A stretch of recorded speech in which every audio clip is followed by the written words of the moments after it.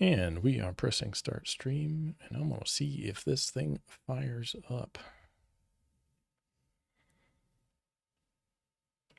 And we are live.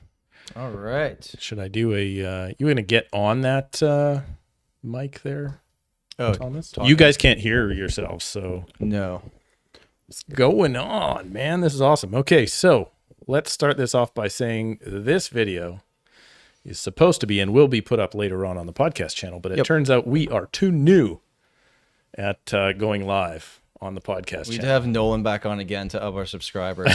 Nolan, I hope you post the link to your channel and we get some actual views here. Absolutely. All right, let's start off with a commercial read from my mind. Can I remember all this? Do it. Yeah. All right. This episode of the Tom Storey Show is brought to you by Master Academy November 14th and 15th, happening in North Toronto, hosted by Richard Robbins International. You can use the link in the description, not on this live version right now. We can put it into the chat. I wasn't smart enough to put it in it. We'll put it in the chat. You can save $200 off. This is the best real estate conference that I go to all year long. I will be there. Tom will be there. And you should be there too if you're a real estate agent that is considering leveling up your business and getting a whole lot better. Personally, Tom, I know we've been interviewed up there before. Hopefully the guests are better this time around. Better than us, yeah. Yeah. What's your favorite part of the whole? Well, I'll say for this year, it's like it's been virtual for the last 2 years and they've done a really good job of it, but nothing beats being face to face with people. So in terms of like, if you are someone that is in the real estate industry, and I know our viewership is kind of split between consumers and actual people that are in the industry. If you're someone in the industry and you want to get in a room with people that take their business seriously and want to level up, in terms of like Canada, I'm not sure what better room you could be in on November 14th and 15th. So Masters Academy is it. Use the link. We'll toss it in the chat right now. It will be in the description. I'm going to figure out if I can figure out how to get that in the description right now. And we have a guest. Let's go on to it. We do. What's your name again? He's a new YouTuber. He's a small startup YouTuber. Small guy? Yeah. Never seen him around before? I'm just curious if that's the best real estate conference in the country that you guys are going to on November 14th. What am I going to tomorrow? Oh, right. Yeah. Well, you know what's cool actually about the one tomorrow is like I never publicly sold tickets because it sold out privately. Like super fast. Like super fast. Yeah. Yeah. So I that offer to speak just to get a ticket. Yeah, exactly. Yeah. No, tomorrow will be fun. But I guess, well, Nolan, welcome to Toronto. Thank you. Yeah. Great to be here. What a cool place you live in. Like, walking down the street here, it seems like you're in New York City. Yeah. I didn't realize this existed.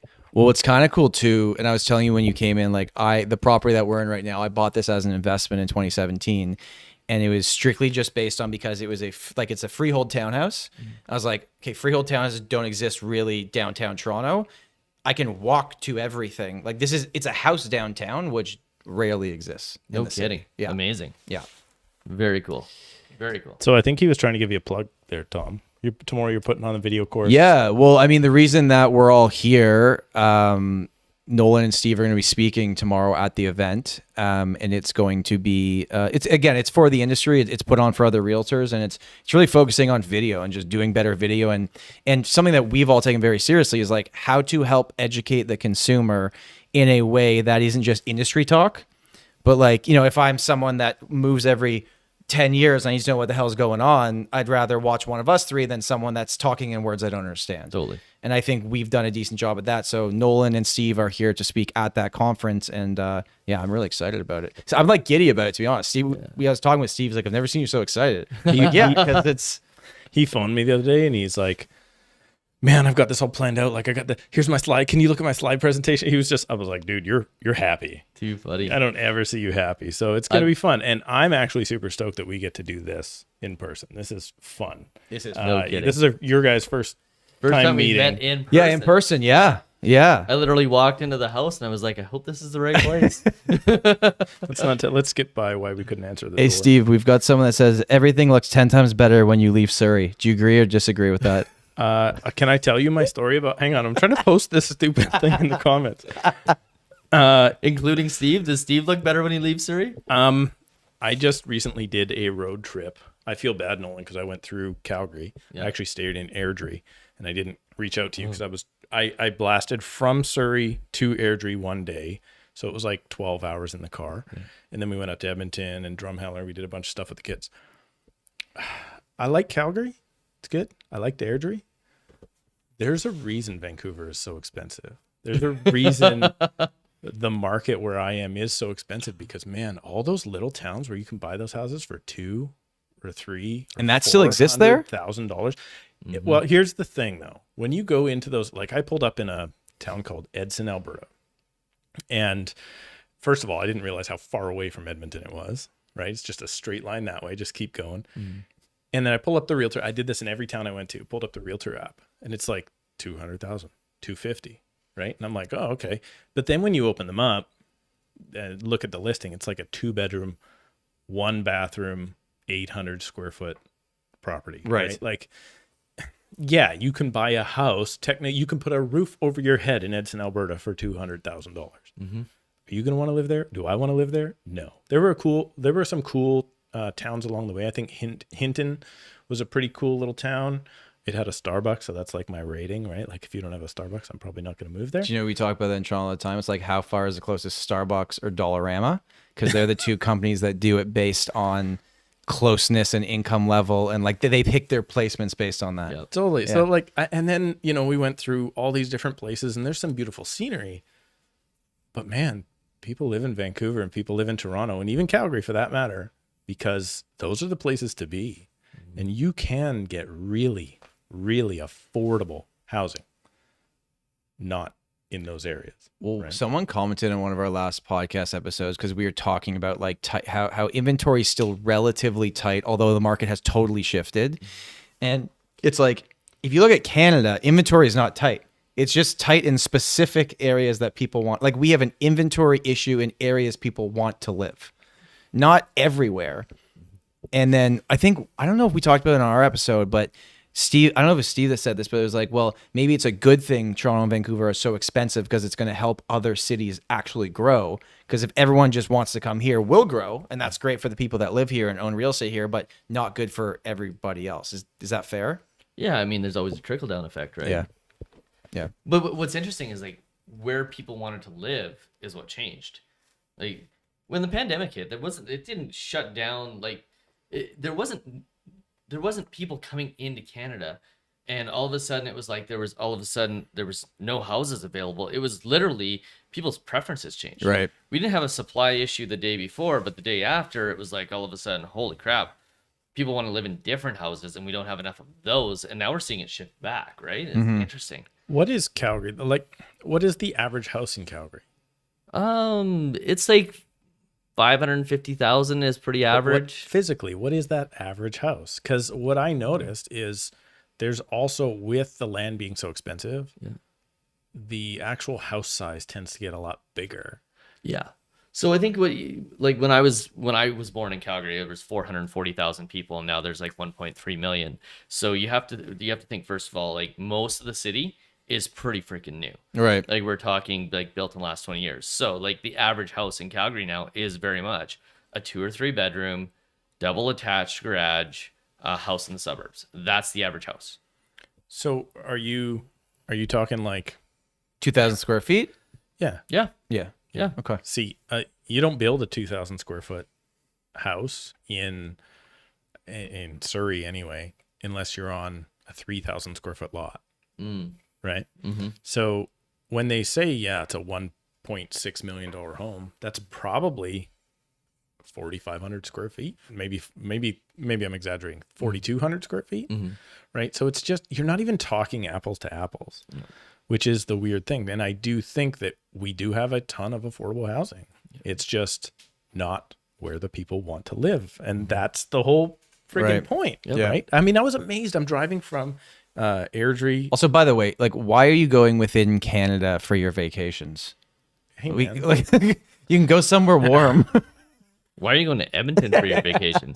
Like let's forget Calgary. Let's talk about Edmonton. There was weddings. There was different things involved. Okay. It was a road trip. I did ask myself after going to Drumheller why I went to Drumheller. Like you skipped the good part, which was the mountains. You just skipped that. You drove it in 12 hours. You went to the part that wasn't the mountains. You know, it's been so. I love how you guys are just trashing me right now. It's been so long since I've been to the Rockies. There's a reason they're called the Rockies.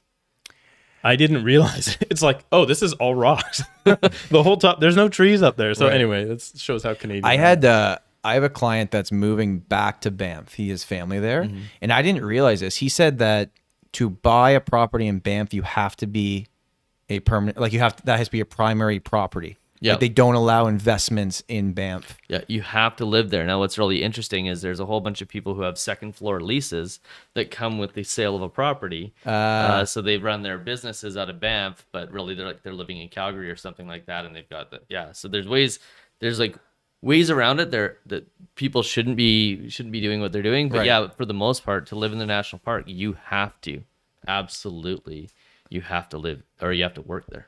Interesting. So you think if the rules that they have in Banff, if they take that and they put that same rule in Toronto and they put that same rule in Vancouver, do we solve the affordability because investors aren't buying up all the properties? Yeah, no idea. Like, I don't know. Do Banff housing prices go up? I honestly don't know.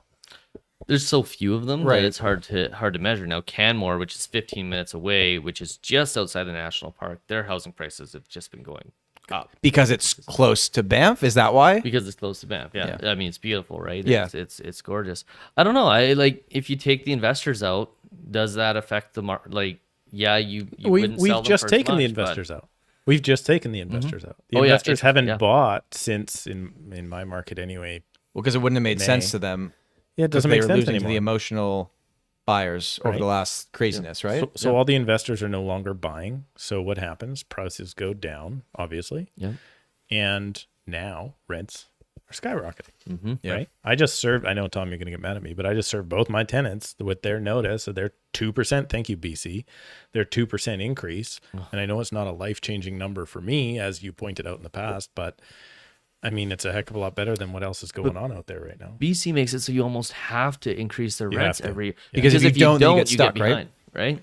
You're so stuck. I sold a property actually for somebody I met off of YouTube this year, and he was just a passive investor. He's like, yeah, I've never raised it. He had it for 5 years.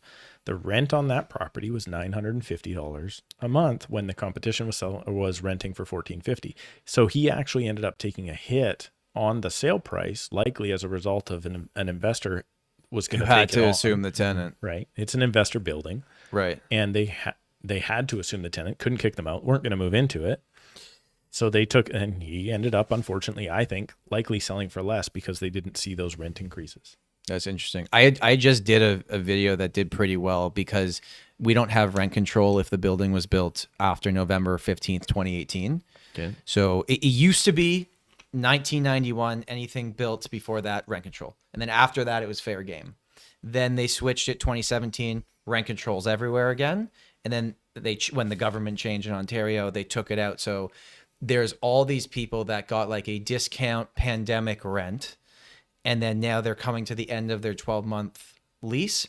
And they go in, and a lot of these are purpose-built rentals. So it's not just like little landlord, like purpose-built rental REITs are not going to forget that they can raise the rents. Like they're not just going to forget, right? Like I would, or a landlord that just has a good tenant.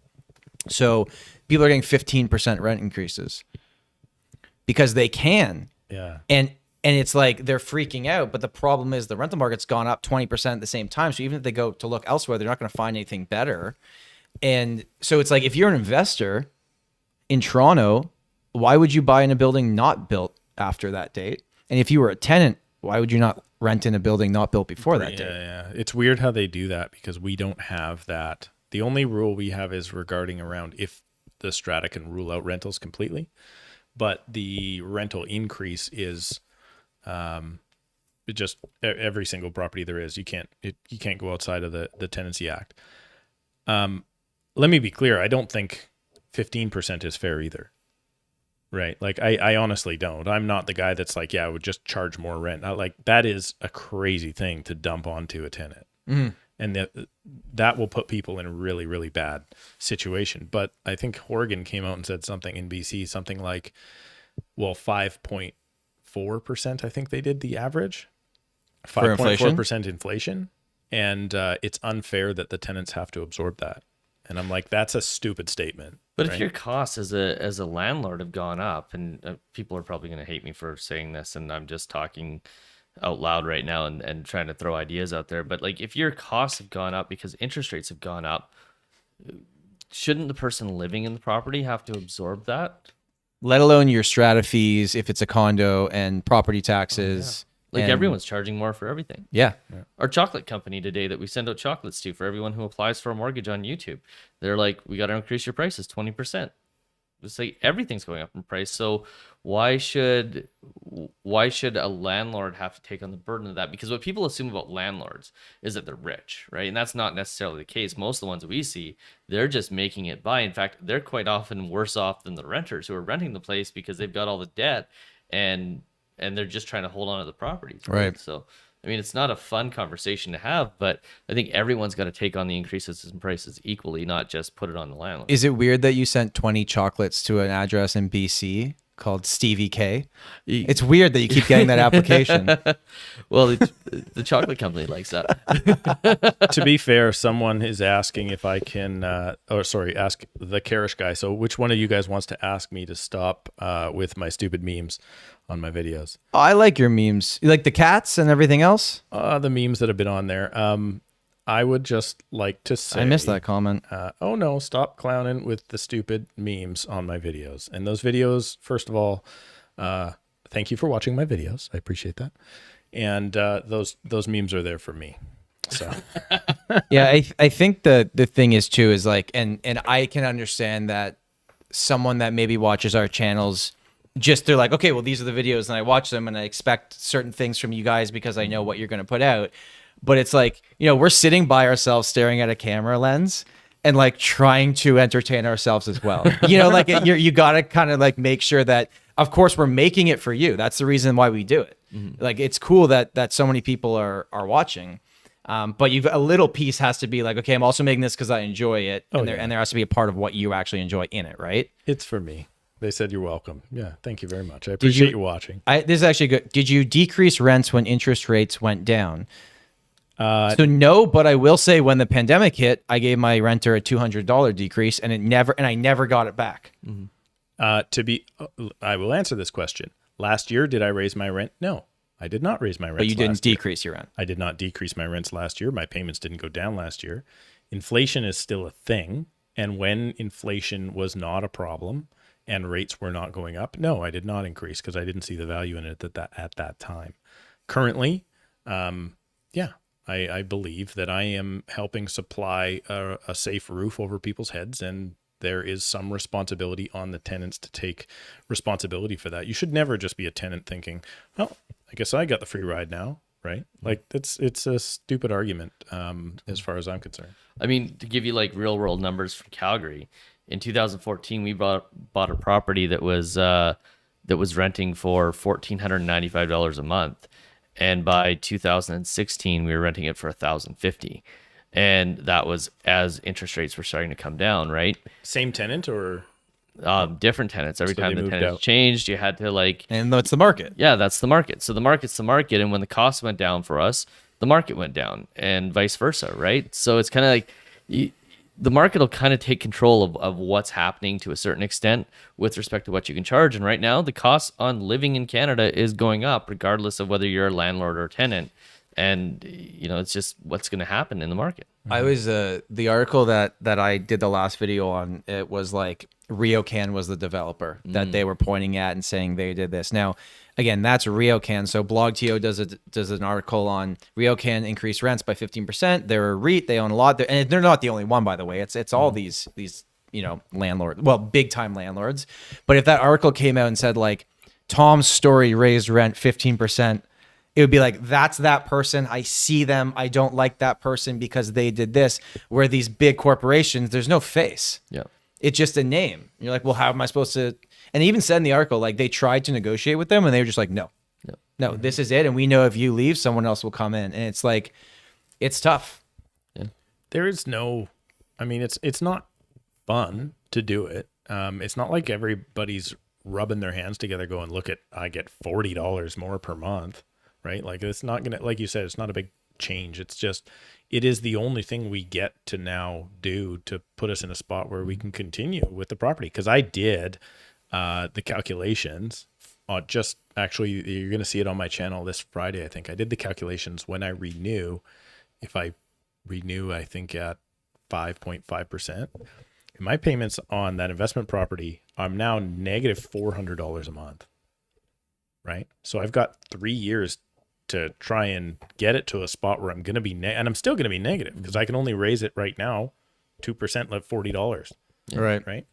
So I've got a chance to recoup some of that in the future, but I have to start doing that now.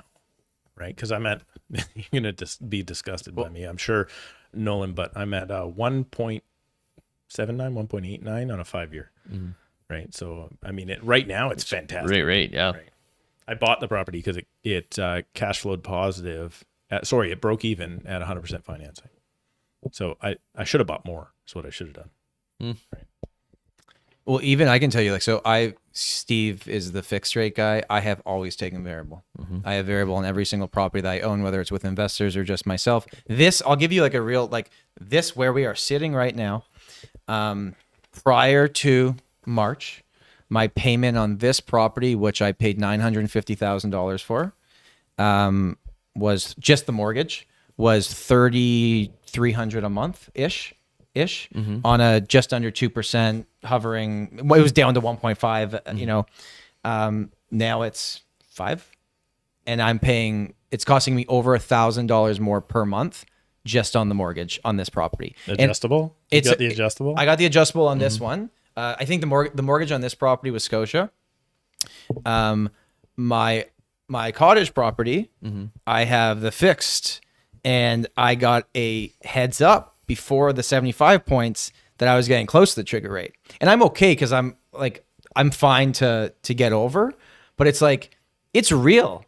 Like it's real. And like, even for anybody, it's like, I don't care if it's $1,000, $200, you know, some people, their mortgage went up by $2,000. Is it true, Nolan, right now that a couple of companies have sent out memos basically being like, you can increase your payment by like $2, and yeah, you can just go over, keep kicking that can down the road and get your 500-year amortization by the end of it? Can you actually do that? I haven't heard about that. So like the space that we play in, I have one lender that does variable rates with fixed payments, and it's TD.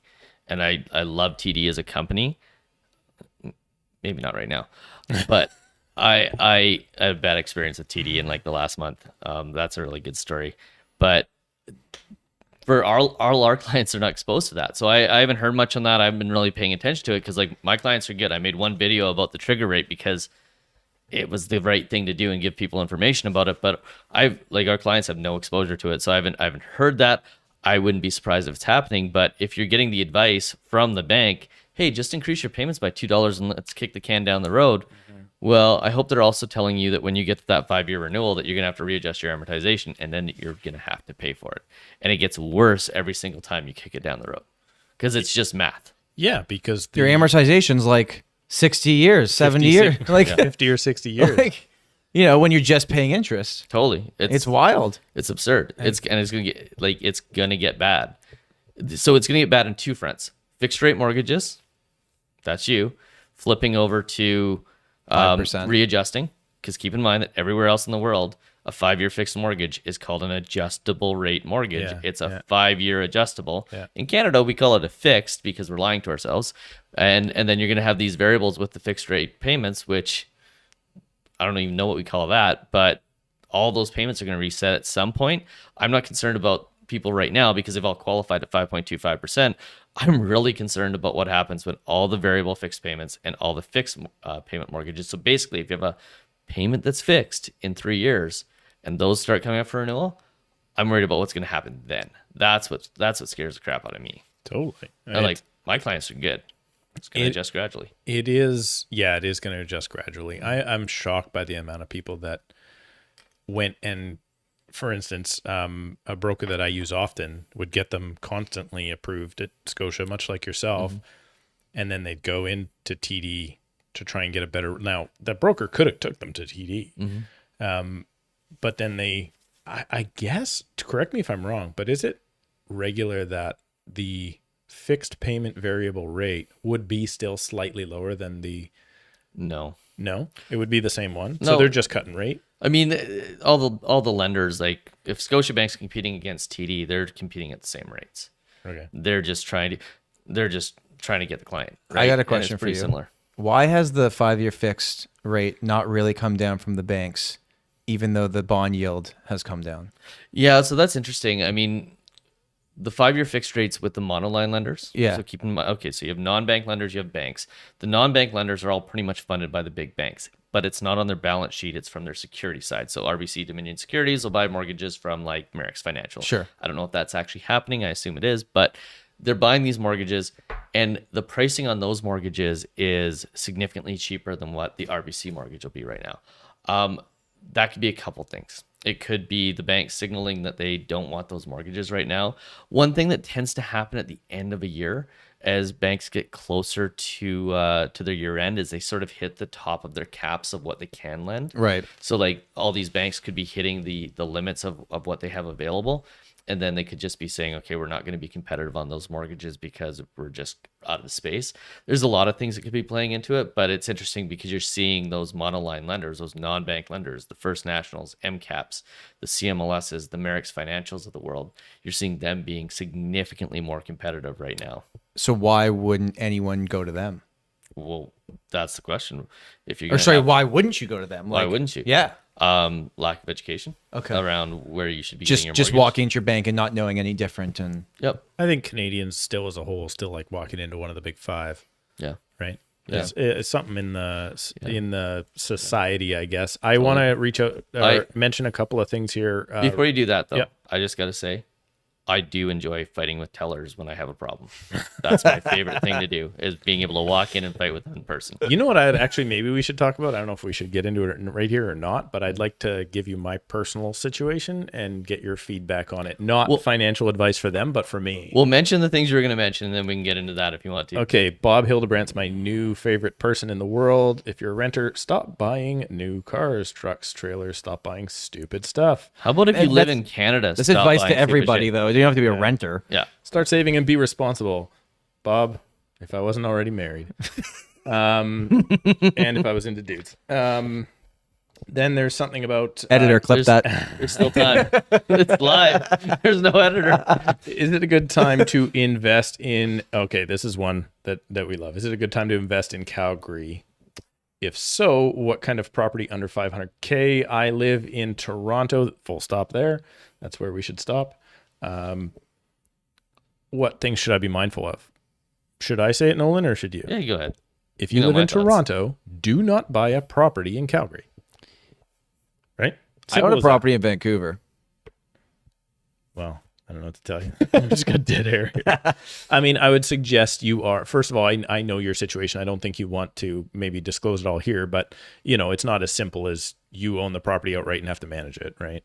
Like it is a little bit more involved in that. And you know a lot about real estate and investing. Sure. You guys saw that though, right? In Calgary, you guys saw, there was a month or two where it was just like everybody coming into, I think Marnie was telling me that, and I'm pretty sure Derek Timmons was telling me that. Insane. It was like we had to put on our website a question that said, are you buying an investment property? And if they clicked no, it kicked them out the back and said, sorry, we can't help you, because there were so many people trying to buy investment properties in Calgary. And it's like, man, if you're investing in a market that you don't understand, like let's say you like to invest in stocks and you're investing in all of these things, like you're investing in GE and you're investing in big companies, and all of a sudden crypto comes along and you go, oh, that seems like a good place to invest. I'm just going to dump a bunch of money in there because it seems cheaper than buying a blue chip stock like an Apple or a Tesla. Well, if you're buying in something that you aren't used to buying into and you aren't used to investing in, that's probably not the best decision. And we saw a lot of people lose money in crypto. It's the same thing for real estate, right? Like if you're investing in markets that you don't understand, especially energy dependent markets, you're probably going to find yourself in a lot of trouble somewhere down the road if you aren't there and able to have your finger on the pulse of the market. So I'd say no. I just want to give a lot of commenters shout outs that I'm not going to read some of the stuff like live here, but they're pretty funny. Like there's a scooter joke and like there's some good really things that you would only know if you really watched all of our stuff. So I just want to. There was a scooter joke? Yeah, there's a scooter. I'm scrolling back. I'm scrolling back. A real estate club Buying in now in Toronto. Calgary is a prerequisite to a spectacular scooter film. I think Calgary's good for a while. Like we've got the market's pretty strong there right now, even in rising interest rates. But if you don't understand the market, what you'll realize is that there's a reason why Calgary is outperforming the rest of the country right now, and that's because we have higher energy prices, and it's bound to turn about the same time that the rest of the country starts picking back up, right? I've got a good question here that it just came in. So someone says, if one had a couple of $100,000 waiting to buy investment properties, would you wait until the end of the year, early next year, or would you buy now? And I know that's an impossible question to answer for everything, and it depends on market and everything else, but just the sense you're getting right now. I mean, that's an easy answer, right? Like timing the market is what makes good people make bad decisions. And here's the reality of real estate markets. So first and foremost, if you got a couple $100,000 waiting around, and it's today, I would say your best move is probably to pay down any debt that you have, because that is after tax investment. So if you're paying 5% on your mortgage and you are paying that off, it is after tax money. So your return on that money is actually significantly higher than the 5% in debt that you're paying off. By the way, I wrote a book on why you should maintain debt, and this is me saying that now. So that's the first piece. The second piece is you go back in history and you look at downturns in markets, and they typically last anywhere from 6 to 18 months. If you try to time the market, a lot of people end up trying to time the market and they wait 5 years going, it's going to go down, it's going to go down, it's going to go down. And then they just wait. And then 25 years later, that 5 years was a blip on the radar. Yeah. And I mean, I have charts that I can show you guys on this where say, if you just would have bought at when the market started to come down, it didn't matter whether you caught the bottom or not, you're probably going to be better off 25 years down the road. So if you can afford it and you can buy a property and you can keep your debt ratios low, and you also build in some allowance for higher interest rates and a further declining market, 25 years from now, it doesn't make a difference when you buy. Stop trying to time the market. Yep. Right? I have a question for you, Tom, because you are actively now looking for your next home. Yeah. Are you decreasing your purchase price, or are you now going to, because prices have come down, are you now going to look at a higher or bigger, better property? Well, I mean, I got approved for a certain number, so that's the number I could go to if I wanted to anyway. So that limits what I could buy regardless. But if you were now looking at like the exact property type, let's Sure. say you were looking at in March at lower rates, Okay. compared to now, is it the same property type? It's the same property type. The payments are effectively the same, even though the price has come down Your interest rate's just higher. $400,000. Nice. And There wasn't any water nearby. but I will say that, and we were talking about this at dinner, and the only reason I'm able to do this is because I bought a condo in 2016 for $550,000 that I just sold for over $800,000. So from what I've made, what was paid down, what was initially put into it, which was 20%, that is going to fuel my down payment for the next property, right? But even after doing that, looking at where rates are at today, it's like I can do the down payment, I can probably get what I want, and it's going to be at a much lower purchase price. And probably I'm still going to take a variable, to be honest with you.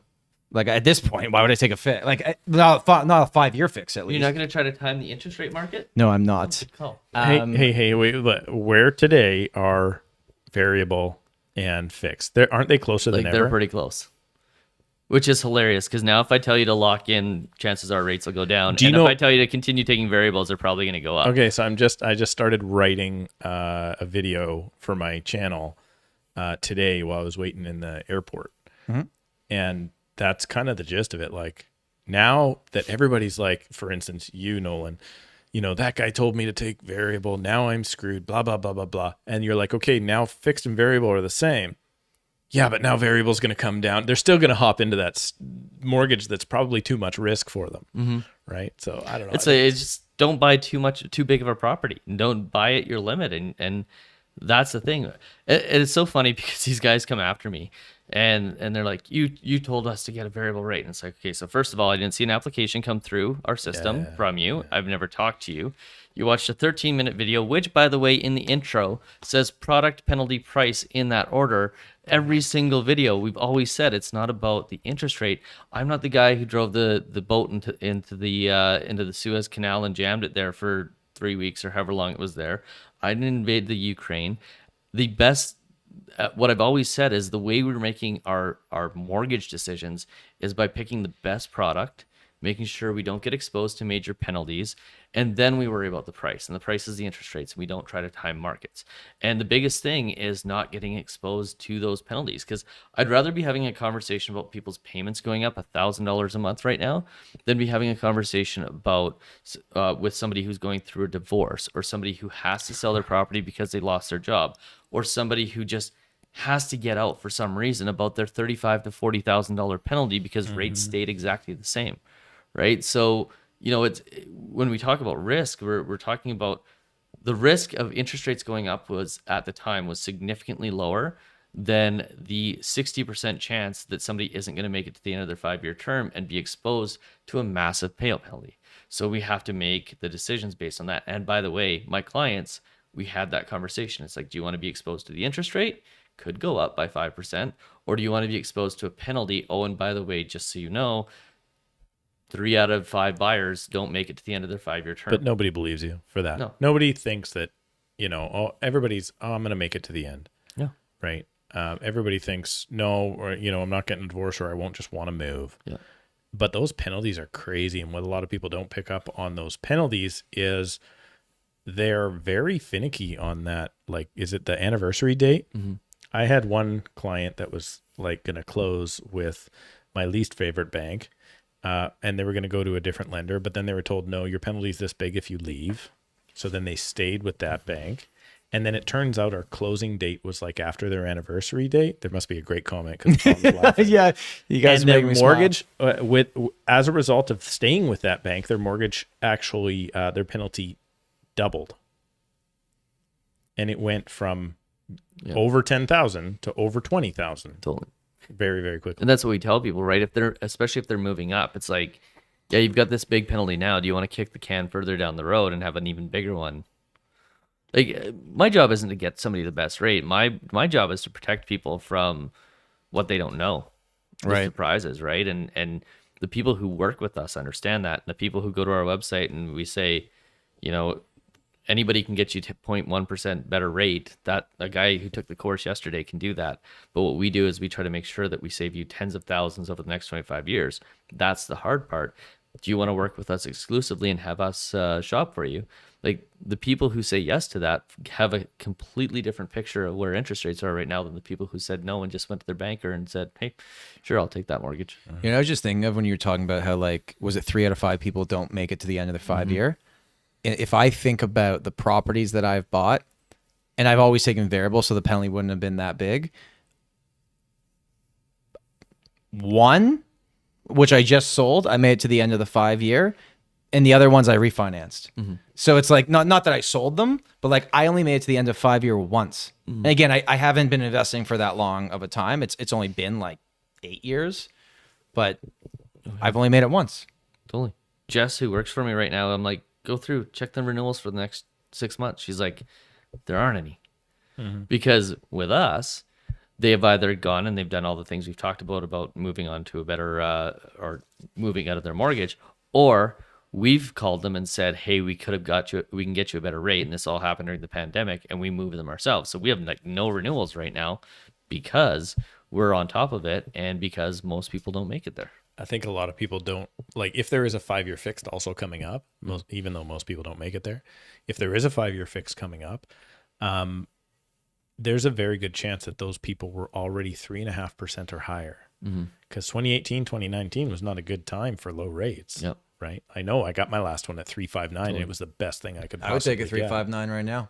Totally. You might be saying that again if you don't lock in soon. This yin and yang we have. You here think is I good. should lock into a 5-year fixed at 5%, whatever. Let's say 5% for the next 5 years? Really? Like, don't you think that's going to be worse than still riding the variable? I don't know. I mean, the answer is The impossible. answer is we don't know. However, yeah, For 5 years though, I could do a year, maybe 2 years. I'm a chicken. Actually, okay, this will segue us. This is the debate I had in my head when I got my last mortgage. So I ended up with a Manulife One. Was the cat involved In the mortgage? in the conversation in your head? No. No. No. We should do a meme on that where you're talking to the cat about your mortgage. That'd be a great. I'd watch that one. So I got a Manulife One because one, I wanted the Manulife One product itself, but they also offered to lock in a certain portion. And I knew that I would be able to pay down the fixed portion fast, but I knew I wouldn't be able to pay down the whole thing. Or sorry, the variable portion fast. And I've almost done that now. Like the HELOC's coming down to basically, it's approaching zero quickly. But I have to renew in June. Right. So that's where now I want to keep the Manulife One. Manulife One, if you're listening, Manulife Bank, close your ears.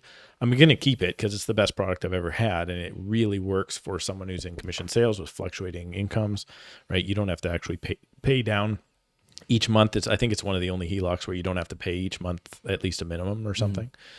So it's got so much flexibility. But the question is, what do I do with that fixed portion? And do I roll some over like I did last time and continue to pay it down? Because right now the interest rate on a Manulife One is 5.95.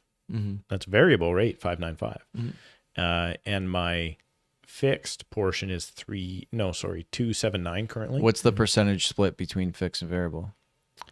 Like it just depends on the person. I actually requested a certain amount. Okay. So when I renewed that mortgage, I think I had 300,000 on the fixed portion, and the HELOC can go to 350, right? So now the HELOC's almost zero, and I don't know what's on after 5 years, probably 260, 250, something left over, right? And the question is like, yeah, what do I do? Because I'm looking at, Manulife doesn't have very favorable fixed rate. They don't have favorable rates at all, really. They are. We've had guys from Manulife sit in our office and say, "Yeah, no, we're not a bank. We're a marketing company." Yeah, and like you pay a premium for the marketing and the and how good our product is. Yeah. Well, I must say I'm a fan of the product because as a result of getting that HELOC, I have paid way less interest than I ever would have, even on a 2.79 5-year fixed. Right, even though my interest rate's 6% now. I want to ask the smartest person here a question, which is obviously Nolan. There is a. You guys pump my tires. I'm way putting too myself much. in that too. Jesus. But when you're putting stuff out, especially live, you have to be self-deprecating. Else you just look like So there's a So mix. what you're saying is that I'm not the smartest. No, you person. are. You still Okay, are. okay. It's clear. But there's a mix here between people saying like, okay, rate hikes are done versus there's more coming in October and maybe even December. The first time ever in December. Who knows? And then people talking about, it's all based on, the American numbers and what the Fed does and where they go. And we're just going to follow. Like, this is 100%, 1,000% not financial advice. And we have no clue what's going to happen. If you had to make a thing and just go like, okay, October, December, do we have any idea? Maybe 25? So here's the thing. Like, there's no point in even trying to predict. Sure. It, right? Just write it out, figure it out. Yeah. And if you're having trouble making your mortgage payments, then your lifestyle probably needs to shift because you qualified at significantly higher interest rate. Now, here's the thing. Like, very rarely will a central bank increase interest rates prior to Christmas. It just won't happen because there's a balance between being like completely demoralizing and dealing with the economy. So, could you see another one before that? Probably. Will you see multiple? My guess is no.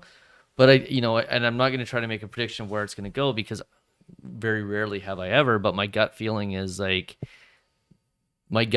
right now is that the Bank of Canada needs to spend some time figuring out what they did.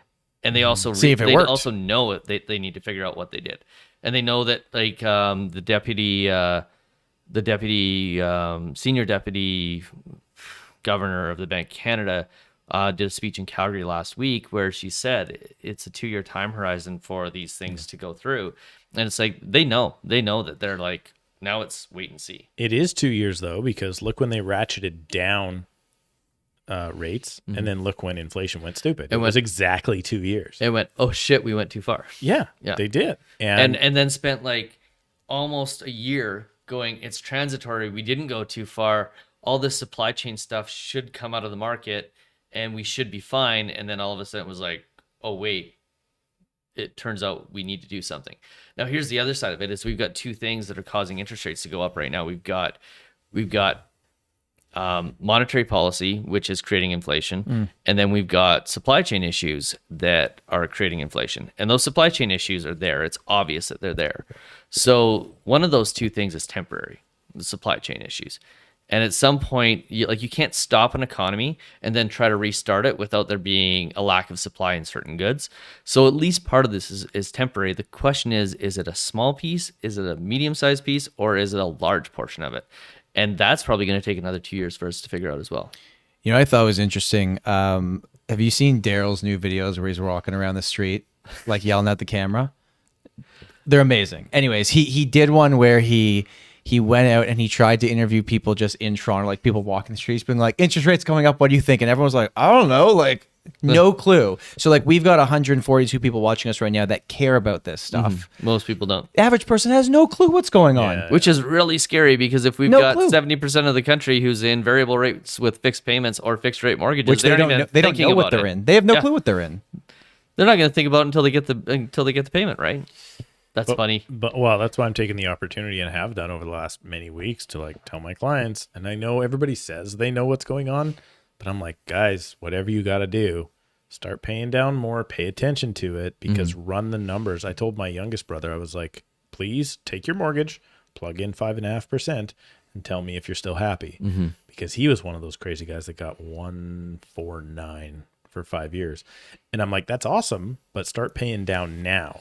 Yeah, because I don't know, it could be a life changer in a few years. Is there so in the US you can get a 30-year term at a rate? That's correct.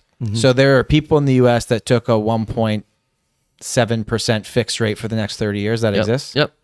Crazy. So there's like Crazy. There's a chart in on Bloomberg today, maybe it was yesterday, that shows like exposure to variable rates, and it's like New Zealand, Australia, it's like almost everybody is in a 1 year or shorter mortgage. And then US has almost zero exposure to variable or adjustable rates, because everyone's got the crap scared out of them in 2008. And you've got to think that they're going to sell that with the house if they can port the mortgage, because I don't know if it's allowed, but like that's got to be an attractive thing to sell your house with. You know, I know the answer I got to that. 26 years left on 1.8%. that's actually why a lot of them I have a don't feeling I'm not that, sure if you're allowed to or what the deal is. I have a feeling that in the US there's an can't do it? automatic due on sale clause, Okay. Yeah. as opposed to That would here make where sense, mortgages are assumable. So I'm going to go back to just old folks in the office and hearsay, because I wasn't around back then. Both folks in the office. The old guys in the office that said, okay, that used to talk about that stuff, because apparently, according to them, this whole home buyer protection thing that we're doing in BC and federally, the Home Buyers Bill of Rights and all this stuff. According to the guys that have been in the business since, the 70s, their whole thing was like that we don't have 30 and 25-year mortgages here fixed rate as a result of home buyer protection. Because as interest rates came down, they pitched it as, well, you don't want to be locked into that 15% mortgage for the next 30 years, do you? We can play the other side too. It's great if it's low. It would suck if it was 30 years at 7%. They did play that for the longest time. And I knew a guy that would only take 10 years. And he would take 10 years when the rates were like 5 and 7%. He'd take the 7.5% mortgage. I'm like, you're crazy. Have you had anybody in the last year that took a 10-year? Yes. So, I mean, I have to tell you, like, the first part of this story is there were people in like 2012 who were like, give me a 10-year mortgage, rates are going to go up. and then they went down. And the best thing about a 10-year mortgage in Canada is at year 5, it is the bank legally cannot charge you more than 3 months interest. So when we were doing those 10-year mortgages and we were saying to clients, I don't think it's the right thing, but if you want it, sure. We were getting paid double to do those 10-year mortgages. I did like 6 of them just because I didn't feel like it was the right thing. But then at the end of 5 years, when rates went down, we were able to pay 3-month interest penalty. We'd pay the penalty for them. And then they'd be able to jump into another 5-year fixed mortgage at significantly lower. So we'd get paid like 1.5 times to do those, or sorry, almost 3 times as much to do those 10-year mortgages. And like I said, we did 6. So we've never recommended them. And last year we had a gal who she's an EVP of a pretty big company and an incredibly intelligent woman. And she caught like the very bottom of the 10-year market. And she got a 10-year mortgage for 2.1%.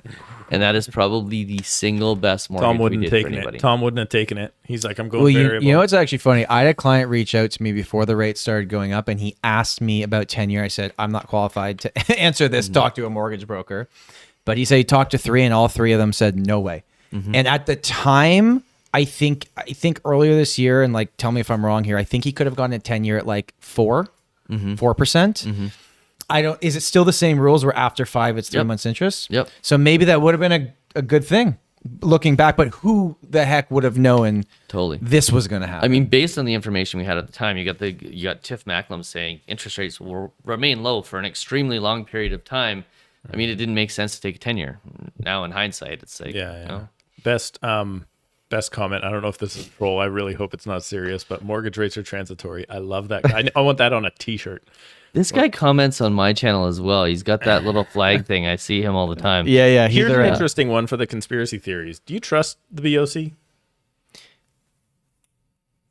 I don't even think I'm qualified to answer that because I don't know. I don't know.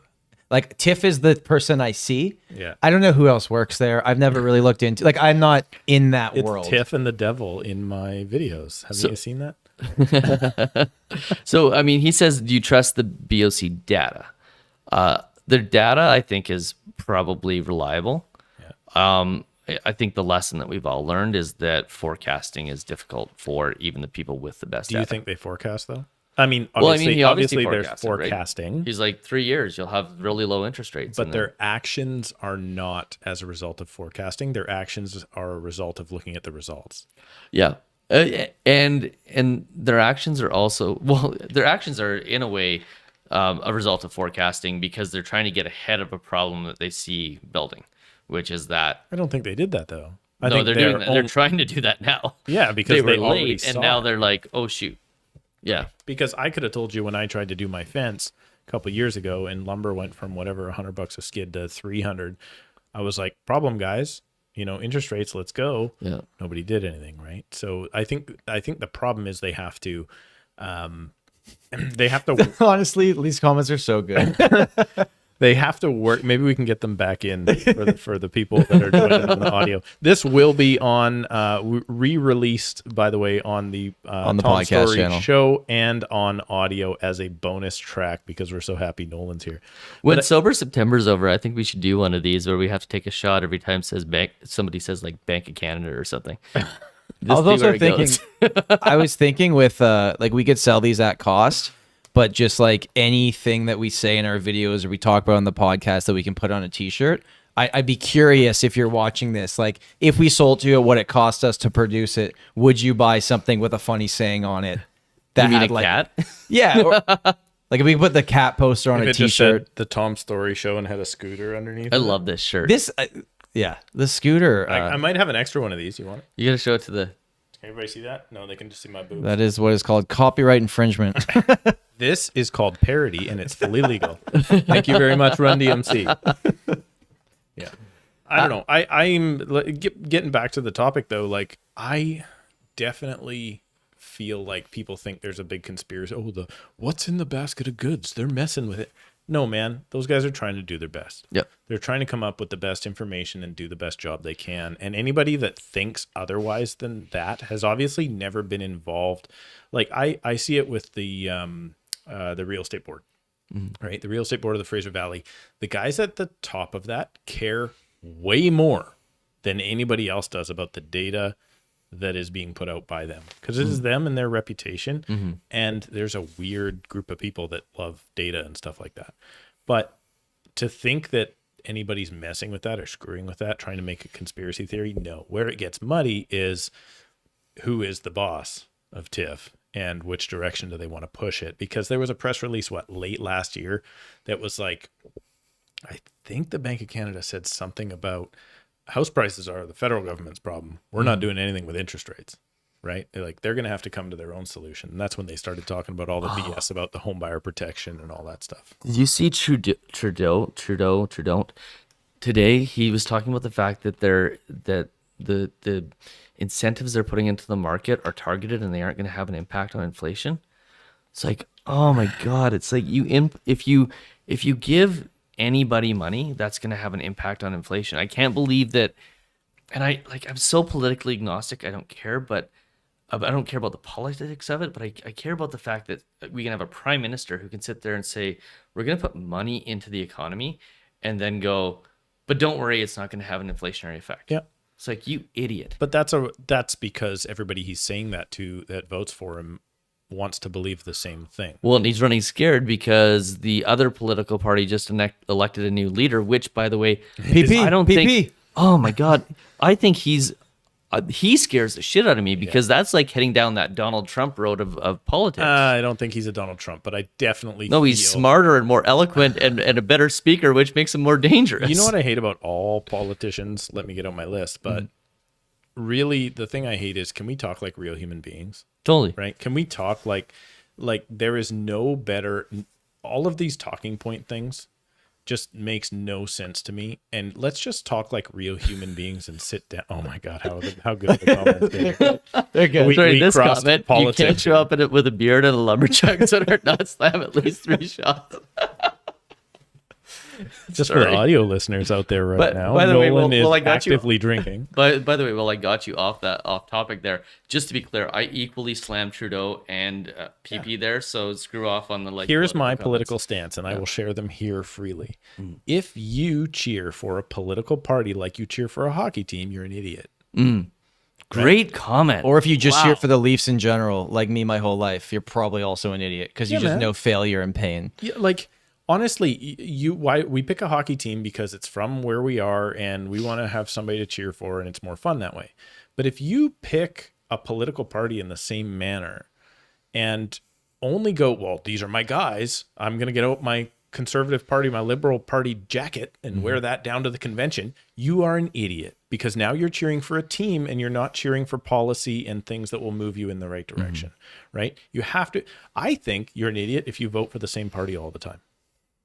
I honestly do. Now, that being said, as I get older, I may be voting for one party, but I haven't my whole life, right? So it's just a weird thing where people put themselves in a situation where they think that one idiot has the solution and that person's also not an idiot, right? Like, because everybody's a level of idiot, specifically me. Okay, and that wraps up the political Yeah, portion of move on. the show. Sorry, I took it there. I wanted to share 2 things. One, and this is not me going, real estate agent says this, because the media has already done that to me twice in the last month, and it hasn't worked out well online. I'll actually share that with you in a sec.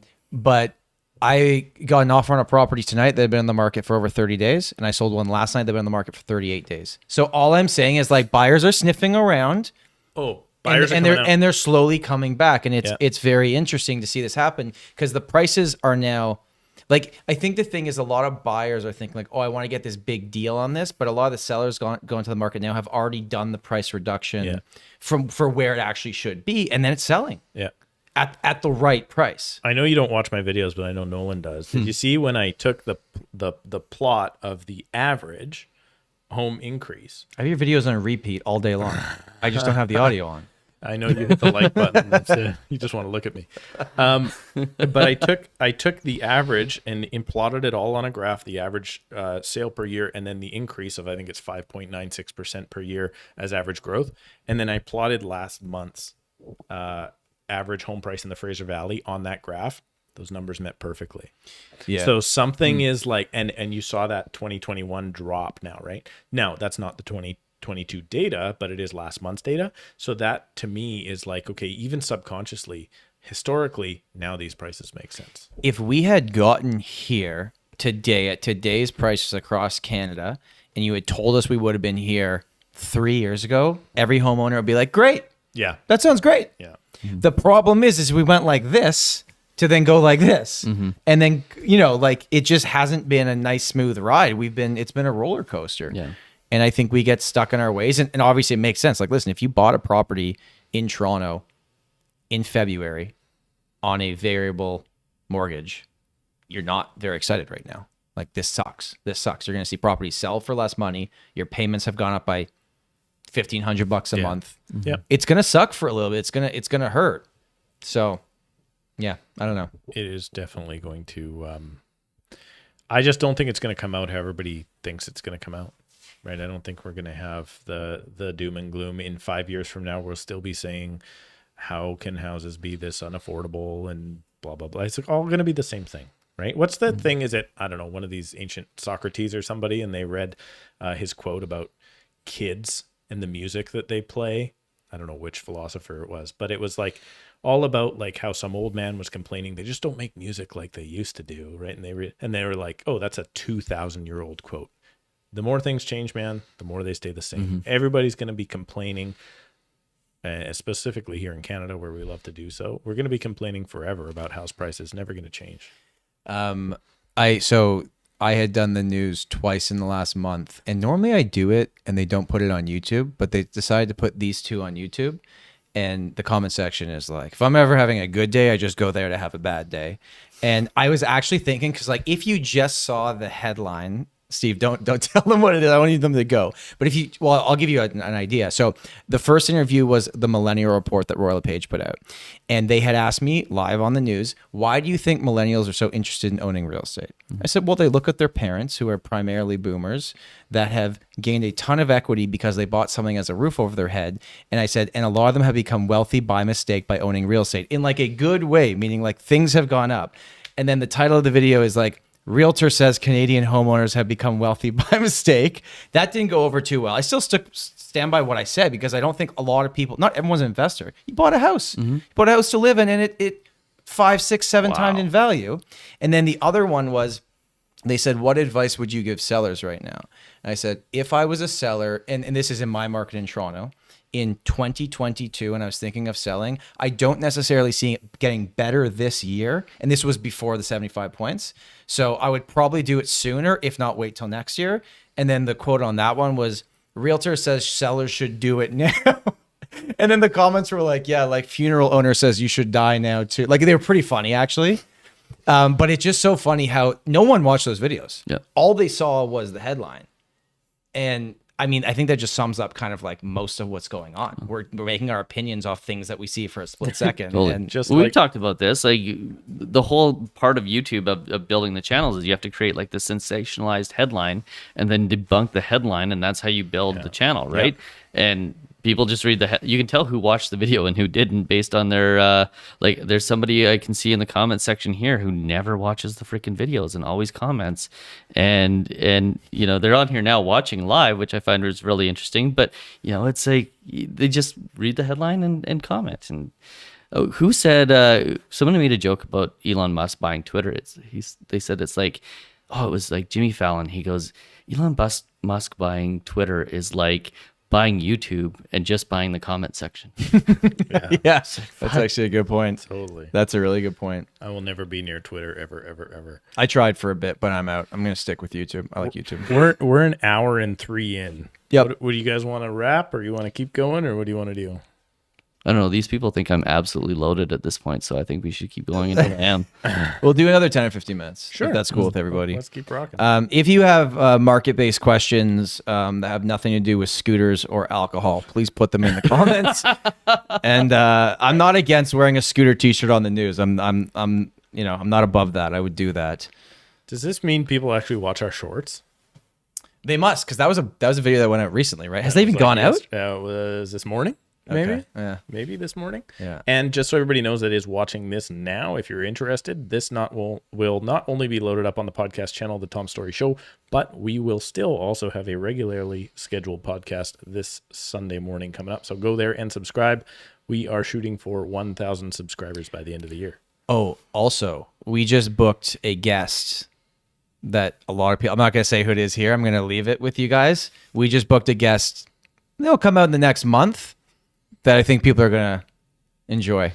So that's all I'll say. I'm very Amazing. interested to find out who this is. You can tell our prep is really good for this. I just booked a guest that I will tell Steve eventually who it is. Nice. Yeah. Tell me about the podcast. How's that going? I mean, I've been on it at least once, now twice. It's fun, man. Honestly, like from a content perspective of we talk for an hour, there's an audio medium, then there's a video medium, and right now, audio we're getting 400 downloads per episode ish. Yeah. Is that about it? Yeah.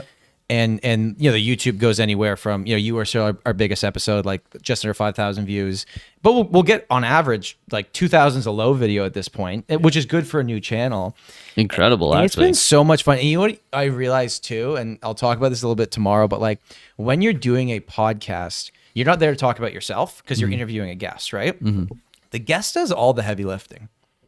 Like really, like I normally have 5 bullet points of things I kind of want to talk about. He has a drink. Yeah. All the And heavy then, lifting. but honestly, it's been a lot of fun. Like I was a bit worried at the beginning because I was like, it's a big time investment.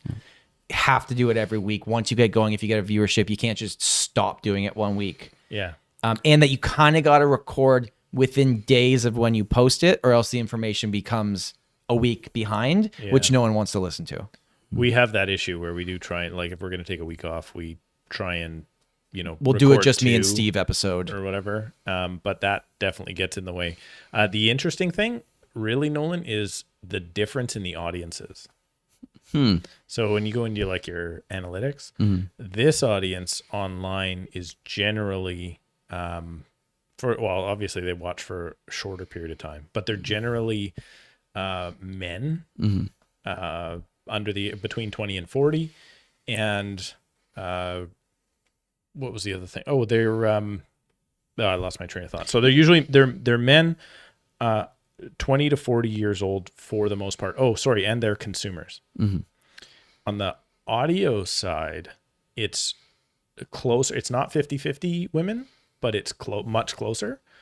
And the amount of realtors that listen is way high. It's almost exclusively On the audio. on the audio side, right? So I figure that's probably busy agents like going around in their cars. And somebody even put a review on Apple that was like, hey, this is kind of like my weekly scrum almost, because they're not on a team, right? They don't have other people to bounce off of. So they're like, I want to kind of hear what's going on with other agents in the market. They should be in that boot camp. You know what I was going to say too? Should be in is Tom's boot camp. because you talked about how on the YouTube side, if you look at what the analytics are telling us, that the viewership's mostly male.